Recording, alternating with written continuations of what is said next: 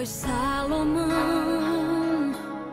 um homem ungido por Deus e escolhido para o seu povo julgar, um grande rei em Israel. Foi Salomão, sabedoria não se via, não havia em outro rei, em outro lugar. Era o mais sábio entre as nações. Duas mulheres ali chegaram chorando, de frente àquele rei logo foram falando: o vivo é meu filho, dela é quem morreu. A outra também disse: esse filho é meu.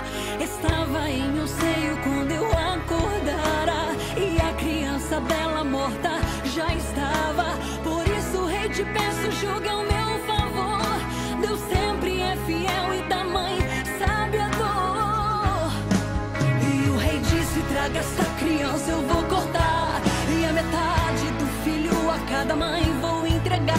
E uma espada afiada o rei desembanhou, e uma daquelas mulheres suplicando então falou: entregue o meu filho a outra, melhor que o vê-lo morrer. Salomão se levantou e o veredito fez saber.